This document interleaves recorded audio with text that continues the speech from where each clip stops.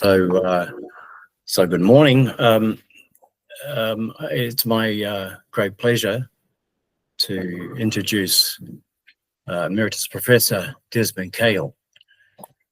Desmond Cahill is Emeritus Professor of Intercultural Studies in the School of Global, Urban and Social Studies at RMIT University in Melbourne. He is a licentiate in Sacred Theology from the Pontifical Urban University in Rome, and his doctorate in psychology and applied linguistics is from Monash University. He's been a senior consultant with Dr. Peter Wilkinson to the Australian and New Zealand Royal Commissions into clerical sexual abuse, with their definitive study, Child Sexual Abuse in the Catholic Church, an interpretive study of literature and public inquiry reports. Since 2001, he has been president and honorary president of Religions for Peace Australia, and in 2021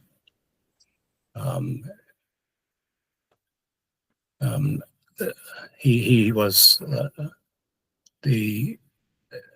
of the 22 member nations, they elected Des as moderator of the Asian Conference of Religions for Peace, which has its secretariat in Tokyo. Today, at this summit and in preparation for the summit, Des's paper is entitled The Gift and Mystery of Child, a theological reflection on the little children in our midst. Essentially, the abstract is it's become clear in the aftermath of various inquiries into clerical sexual abuse of children and vulnerable adults that the Church lacks a developed theology of the child. This paper, basing itself on the notion of Jesus Emmanuel, the God-child, will explore the child as person in the mystery and image of the triune God, including a focus on children's playfulness in the image and likeness of God as playful, creative, and imaginative. So, Dr. Cahill, that's my introduction to you, and now you have the floor, sir.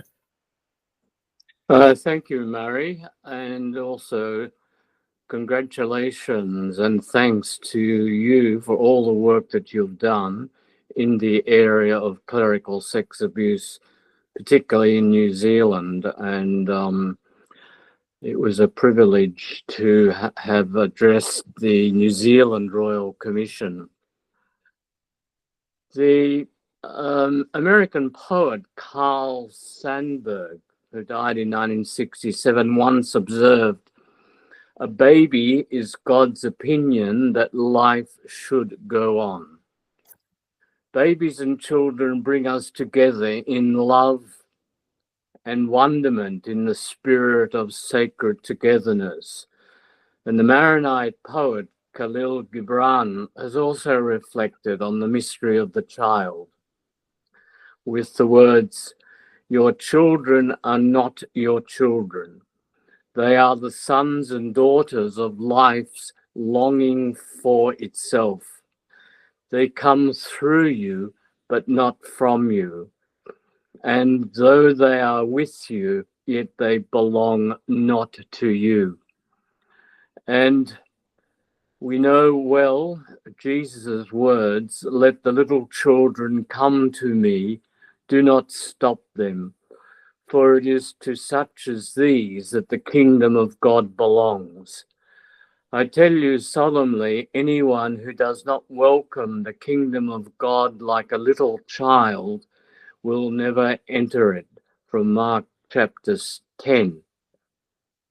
And yet, as the recent and not so recent clerical child abuse events in the Catholic Church have horrendously highlighted, the Church has never really understood what becoming like a little child really implies.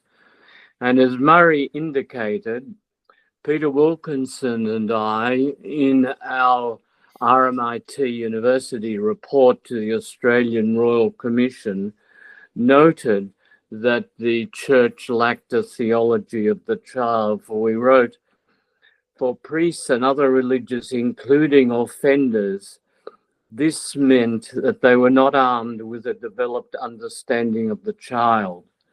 This was all the more important given that the personal experience of parenthood had been cut off through mandatory or voluntary celibacy. The child is not usually at the center of the thinking of consecrated celibates, since they neither live with or directly care for children. And we quoted the immortal statement of Mary McAleese, the former president of Ireland. They do not normally change babies' nappies, and nor may consecrated celibates fully appreciate the psychological impact of events, positive or negative, on the mind of a child. Yes, may I just add at that point, Mary McAleese was going to be part of our summit, Des, but had clashed with her schedule. Ah, that's a pity. Yes. She's she's a trained canon lawyer, among other things. Of course, the first Christian martyrs were little children, the so-called holy innocents, and little children partake in the mystery of God in a special way, as Jesus taught us 2,000 years ago. And I think in my own case, my interest in the theology of the child and trying to develop that, and I'm still working on that, but it's been heavily delayed by my interfaith work across Australia and across Asia. But firstly, the importance of the parenting and grandparenting experience. We now have 4 little grandchildren, from 11 down to 4, and Mimi and Poppy, as we are known. And I think the church needs to give more attention to the vocation of grandparenting. Not enough is given to that. The second motive, I think, for getting involved in this was, of course, my interest in clerical sex abuse. It really goes back to 1984, when one of the seminarian priests who had studied with me 2 years after me had been convicted of child sex abuse.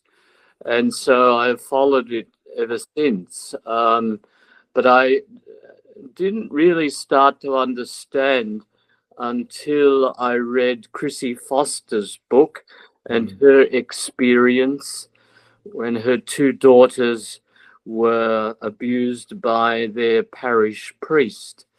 And then by Marie Keenan's book.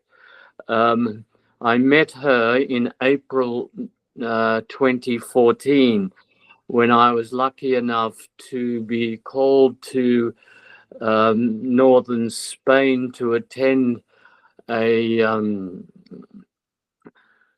workshop on clerical sex abuse, where the International Foundation of the Sociology of the Law takes a topic each year and has a workshop on it. And this, in 2014, they chose clerical sex abuse, and they brought together the leading scholars from across the world.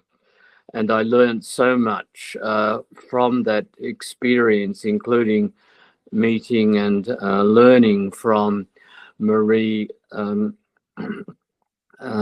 Keenan. And I think the third factor that is the gross mistreatment of children in the contemporary world. And we've had perfect example of that with the wars in the Ukraine and in Gaza and Lebanon and so on. And then the other, the child mortality rate, particularly in Africa, child labor, child soldiers, child sex abuse itself, child marriage, and child trafficking. Just recently, the Asian Conference of Religions for Peace had a workshop, online workshop across Asia on child and women trafficking. So it's kind of the three factors that sort of have driven me to develop this interest in the gift and mystery of child. Every birth is a mystery. And of course, the birth of Jesus Emmanuel, through the virgin birth, which we celebrate at Christmas. And I want to quote to you a young mother living in Broken Hill in outback Australia back in May 2020, not so long ago. She's written about the experience. No longer swimming in my body, you have become a land creature like me and separate from me. When you were in my womb, my body bore the burden of care without waiting or requiring my consent. I am being schooled in the irreplaceable school of your separateness. My hunger is no longer your hunger. I learn to tend to you, to know your cries, your expressions, your squirms. Through our separateness, I learn attunement to you. And she goes on, motherhood has expanded and revealed the person I am becoming. And I suspect it is a journey I will be traveling for a long time. Now, I think one of the key concepts is the notion about Jesus being a child refugee in the flight off to Egypt, and being an expert on migration and refugees. We talk about Jesus as the child refugee, and also Jesus as the refugee returnee, because all refugees ultimately have the desire to return home if they possibly can.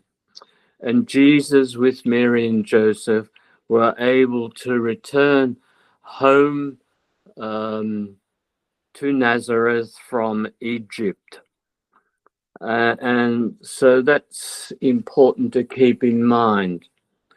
Now, another concept, I think, which the church has neglected because it's never developed this theology of the child, is the theological and psychological notion of play and playfulness as reflecting the playfulness of God, beginning with the playfulness of the child. And some theologians have addressed the notion. The The Chilean poet Pablo Neruda once wrote, "A child who does not play is not a child." So essential and intrinsic is play and the trait of playfulness to a child's very being. And the right to play is recognized explicitly in the 1989 Convention of the Rights of the Child. And the notion of play does come up in the Bible. In Proverbs chapter 8, proclaims, "I, wisdom as creator, I was by your side, a master craftsman, delighting him day after day, ever at play in his presence, at play everywhere in the world, delighting to be with the sons of men and women." And Hugo Rana and Hans Georg Gadamer have also written about playfulness. Psalm 104 goes on, "I mean to sing to Yahweh all my life. I mean to play for my God as long as I live. May these reflections of mine give him pleasure as much as Yahweh gives me." So the notion of play, and child psychologists generally talk about that there are 6 stages of play. I won't go into detail about them, but the different stages of play that children go for. And then psychologists also talk about adult playfulness, which is other-directed, light-hearted, intellectual, and whimsical, the characteristics that they talk about in describing adult playfulness. And it's been written, "I, God, am your playmate.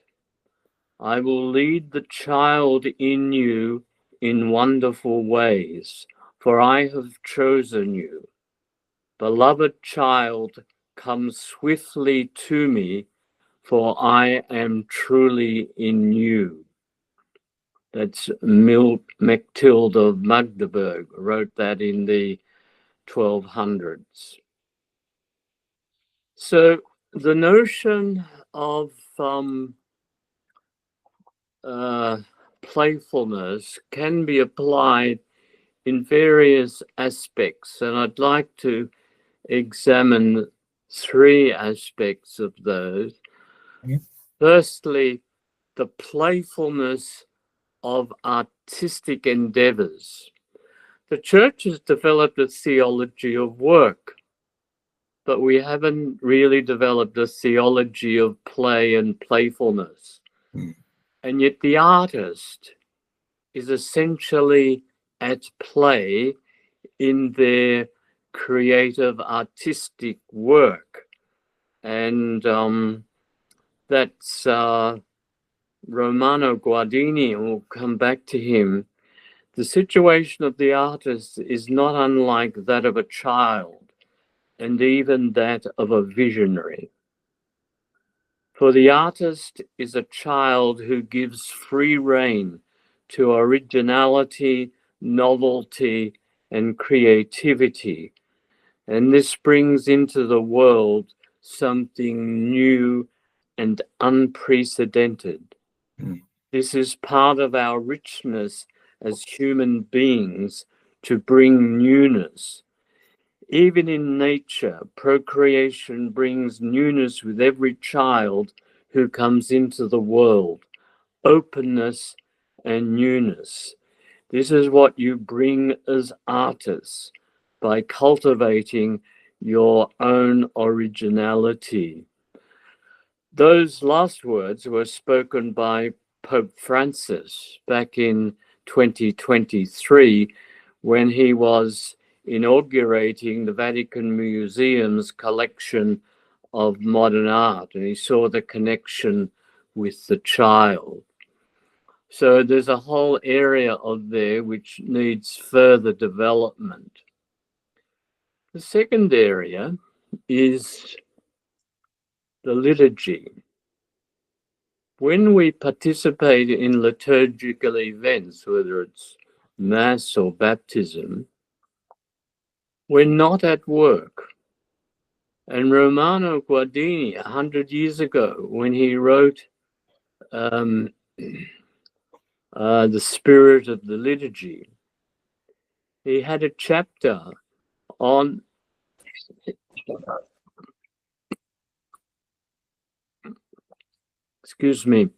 the playfulness of the liturgy. And Joseph Piper has also written about this. Guardini was critical of the Tridentine Mass and other liturgical acts as being over-concerned with the ceremonial and the rubrics, necessary as they are. He thought the old Latin Mass was not sufficiently embracing the spiritual inwardness in body and spirit. The liturgy is a sacred game which the soul plays before God. In Guardini's view, the Catholic worshipper in coming to church must abandon the restlessness of purposeful activity and the accomplishment of the useful and the practical. He or she comes to play the divinely ordained game of the liturgy.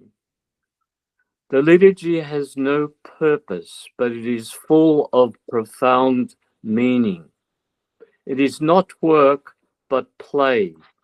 To be at play, or to fashion a work of art in God's sight, not to create, but to exist. Such is the essence of the liturgy. Guardini compares rubrics in all their detail to the seriousness that children give to the rules of their games.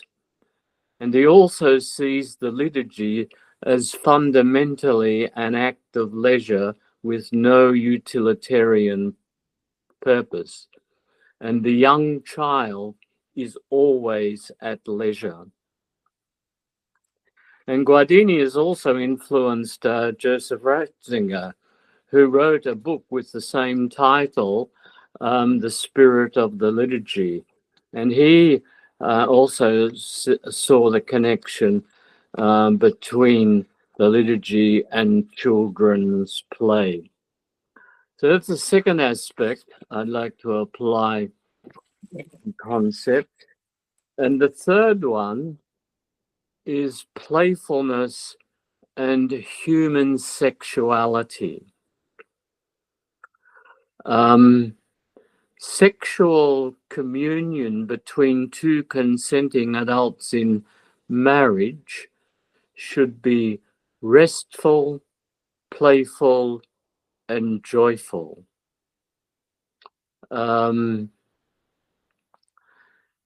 Sexual playfulness in its joy and seriousness has never really been part of Catholic moral thinking, which is dominated by penetration and procreation and consummation. And, to be pure was, don't masturbate and don't have sex before marriage. And I think in the way that we were brought up, we're much influenced by the figure of Maria Goretti and what happened to her. So we've never really, Catholic thinking has never grappled with sexual playfulness. And yet if we go back to the to the Song of Songs, and that's a book from the Hebrew Testament that the church really never quotes. It's too sexy. And yet, it's quoted in Proverbs. Find joy with the wife you married in your youth, fair as hind, graceful as a fawn. Let hers be the company you keep, hers the breasts that ever fill you with delight, hers the love that ever holds you captive. Why be seduced, my son, by an alien woman, and fondle the breast of a woman who is a stranger? I think that if this notion had penetrated Catholic thinking, then we wouldn't have had Humane Vitae. So I think that Protestant theologians have understood the notion of sexual playfulness much better, and the person that I'm much influenced by in my thinking about sexual morality is a UK Anglican theologian called Adrian Thatcher, who's written that unless sex is playful, it is intolerable. And he questions the notion of foreplay because it puts the emphasis on preparatory sexual activity prior to penetration. And, a sexual encounter should always be joyful and playful. So I think in conclusion, I'd just to finish off Adrian Thatcher, human sexuality expresses one dimension of desires, longing, and resolution. Sex is not the pinnacle of our longing or the exhaustion of it, but sex expresses longing in brief moments of intensity and in the narrative of a shared story between lovers that develops over time. In this sexual journey, lovers long for one another, to be with one another, to touch one another, to feel the moistness of the other within one's side. The point is the journey, the play, the movement of grace over time. So in conclusion, I want to emphasize how playfulness as an important element of the multi-layered reality, whether in children or in adults. Children and adults play when they feel safe, and it's embedded in God's playfulness. When the Creator God created the world with all his creativity and imaginativeness, God was both at work and at play. To play is to be in God's grace. The first time we meet God in the scriptures, we meet him as an artist. In the very first sentence of Genesis, with the very first verb, out of the flurry of God's imagination, the heavens and the earth are brought creatively into existence in all their diversity and beauty.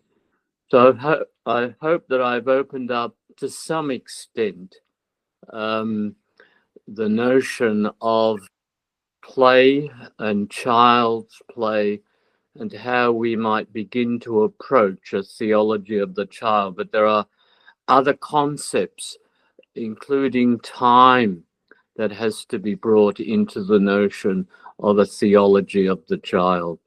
So thank you very much.